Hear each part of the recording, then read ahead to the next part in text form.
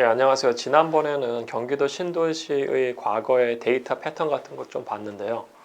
오늘은 이제 전국의 광역시 데이터 패턴을 좀 같이 봤으면 좋겠어요. 왜냐하면 우리가 주로 서울에 관심이 많은데 서울과 지방 광역시의 데이터 패턴은 완전히 다릅니다. 그러니까 그 권역별로 수도권, 뭐 경남은 부울경, 뭐 충청, 대전권 이렇게 다 권역별 마켓이 존재한다는 걸 좀 인지를 하셨으면 좋겠고요. 그 관점에서 과거의 데이터 패턴이 어떻게 되는지 같이 좀 보면 좋을 것 같아요.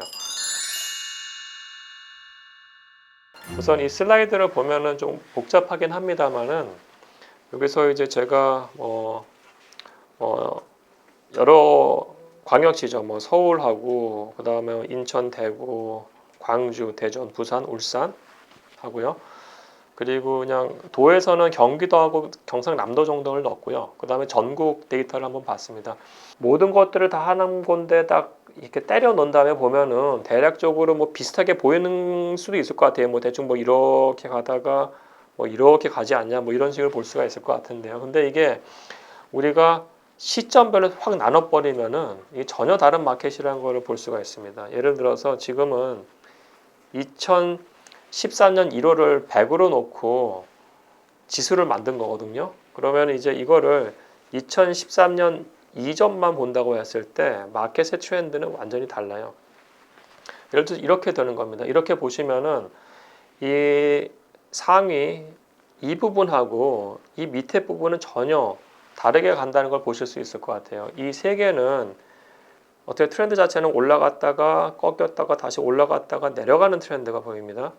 근데 이 밑에 있는 친구들은 보면은 쭉 내려갔다가 올라가요. 그러니까 하나는 이렇게 되고요. 다른 트렌드는 이렇게 되는 거예요.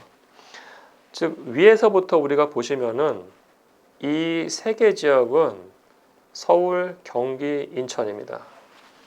여기서 주황색이 서울이고요. 그 밑에가 경기도고 위에가 인천인데 이거는 좀 착각하시면 안 되는 게 지수고요. 지수는 이 2014년 1월 시점이 100이기 때문에 이게 이 시점에 인천의 가격이 이 시점에 서울 가격보다 높다가 아닙니다. 지수는 100이어서 상대적인 그 상승 또는 하락만 보시면 되지 가격 자체를 비교하시면 안 될 것 같아요.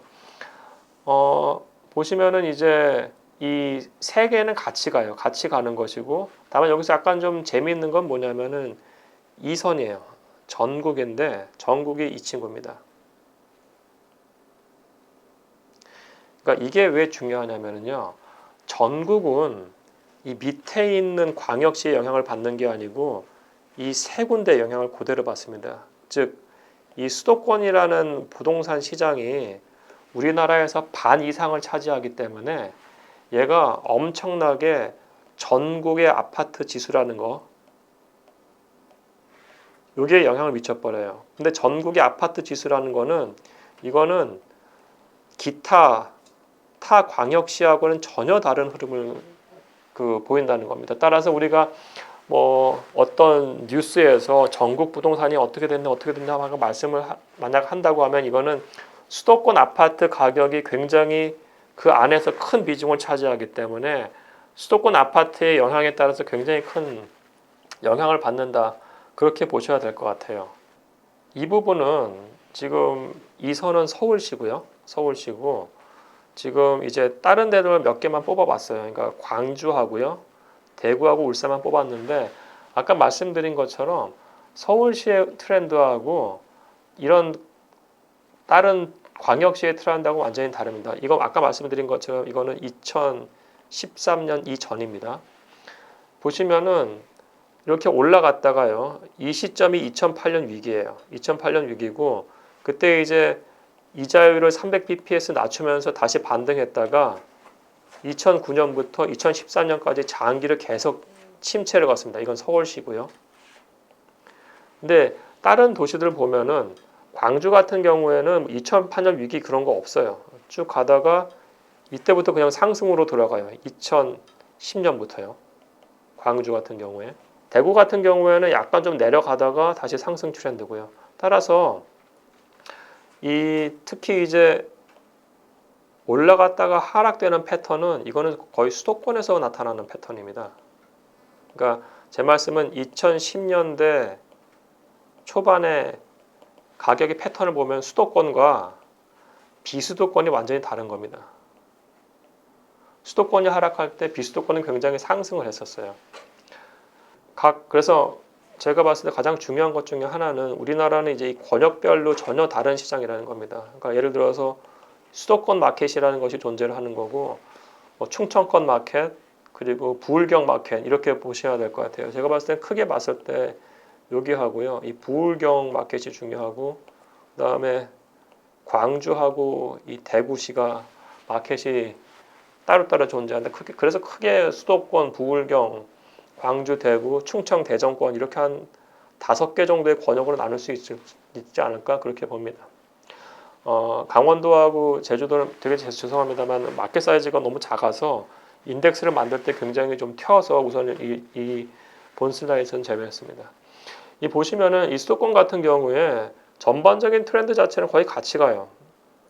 같이 가는데 2016년부터 좀 달라지는 것이 서울 같은 경우는 이 파란색인데 굉장히 빠르게 상승하다가 좀 빠르게 꺾이고 있어요. 근데 여기서 이 회색이 인천이고요. 이 주황색이 경기입니다. 경기인데 2016년부터 이건 2019년 말입니다. 2019년 말까지 서울은 상승하는 데 비해서 인천하고 경기는 거의 다 플랫합니다. 평평해요. 이거는 사실은 지난번에 경기도 내의 신도시 트렌드랑 거의 동일합니다. 2010년대 중후반에 신도시들이 안 움직였다는 얘기는 뭐냐면은 신도시들 물량이 사실 경기도 전체에서 굉장히 큰 포션을 차지하고 있기 때문에 얘네들이 안 움직이면 경기도도 안 움직이는 거예요. 그래서 이 마켓 자체가 굉장히 움직임이 없는 마켓이 특징입니다. 인천과 경기도는. 따라서 이게 무서운 것이 유동성이 굉장히 많아지면서 그때 폭등을 했던 것들이 지금 폭락장으로 나타나고 있는데 이게 만약에 어느 시점에서 멈추냐고 하면 그 다음부터는 얘도 과거에 이렇게 평평했다고 하면 또 다른 평평한 시장이 계속 가능성이 높습니다.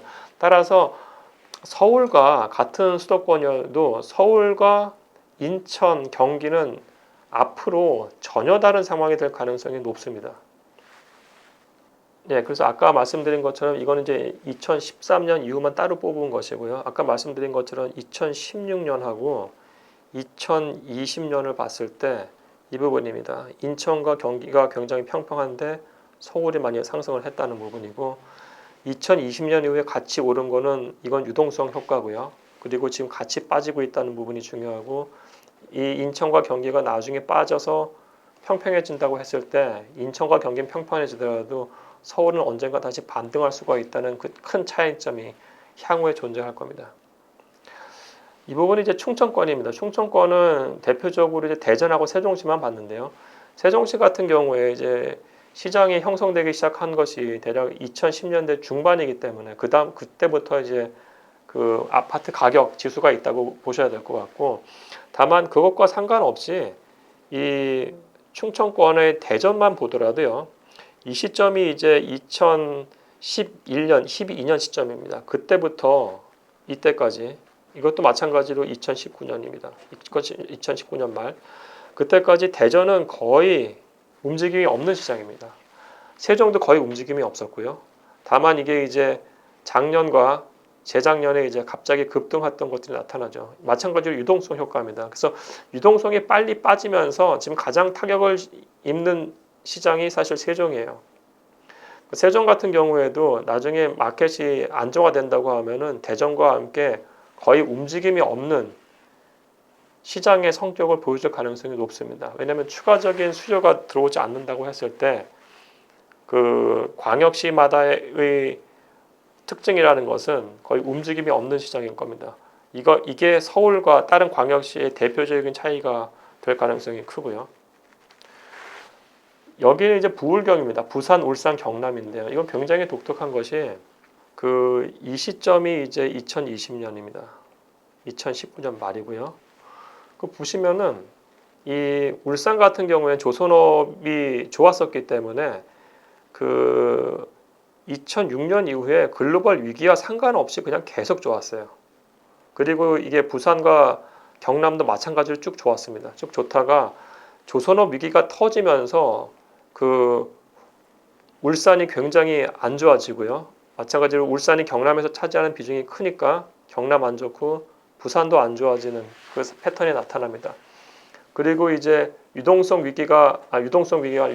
굉장히 많이 공급이 되면서 이 새 시장도 급반등을 했고요. 다만 마찬가지로 지금 계속 그 급락하는 모양새가 이 새 시장에서도 굉장히 잡힙니다. 따라서 부울경 같은 경우에는 저는 이 부분은 버블이라고 보기 때문에 이게 없어질 다음에 과연 어떻게 될 것이냐가 우리가 한번 봐야 될 것 같아요. 지금 조선업이 살아나고 있어서 지역 경제가 좋아진다고 했을 때 이 마켓이 다시 최소한 정체할 수도 있겠습니다만은 이 트렌드가 계속 가느냐, 그건 굉장히 위험한 상황이기 때문에 미래의 지역 경제가 어떻게 되느냐에 따라서 주택 시장의 가격 트렌드가 굉장히 바뀔 가능성이 높습니다. 사실 이건 굉장히 특이한 마켓에서 같이 묶었는데요. 이 주황색이 대구고요. 파란색이 광주입니다. 대구하고 광주는 완전히 떨어져 있죠. 경상북도하고 전라남도 이거 굉장히 다른 시장인데 특이하게도 모양새가 너무 비슷하게 보여서 좀 놨어요. 예를 들어서 대구 같은 경우에는 우선은 그 물량이 굉장히 많이 나오고 있기 때문에 앞으로 굉장히 힘든 상황이 전개될 거고요. 다만 이제 광주 같은 경우에는 아마 전라남도에서 그나마 괜찮은 그 지역적 특성이 있기 때문에 여기는 이제 이 시장 정상화, 즉 유동성이 없어진 이후에는 평평한 모습으로 갈지 아니면은 인플레이션에 맞춰서 꾸준하게 상승하는 시장이 될지는 한번 보여야 될 것 같습니다. 따라서 제가 여기서 공유해드리고 싶은 부분은 서울과 비서울이라고 봐야 될 것 같아요. 우리나라의 흐름 자체는요. 앞으로는 서울과 비서울의 부동산 가격 트렌드가 완전히 다르다는 겁니다. 따라서 전국 차원에서 그 동일한 잣대의 정책이라든지 이런 것들이 굉장히 위험한 것이고요. 각 지역별 스터디를 해서 그 미래의 정책들이 나와야 된다는 겁니다. 제가 이 말씀을 계속 강조드리고 싶은 부분은 지금 부울경이라든지 아니면 충청권의 대전이나 세종의 급락세가 굉장히 클 거기 때문에 이러한 상황에서 대통령 공약 사항이기 때문에 270만 원 중에 지방에 100만 원 이상을 넣는다고 했을 때 이런 주변 지역에 추가적인 공급이 나타난다고 하는 경우에는 이 마켓은 아마 더 어려울 수도 있는 것이기 때문에 우리가 좀 마켓 상황, 지역별 마켓 상황을 좀 보고서 그 다음에 정책 같은 것들이 좀 세심하게 설계되고 집행되면 좋을 것 같습니다. 오늘 여기까지 하겠습니다. 감사합니다.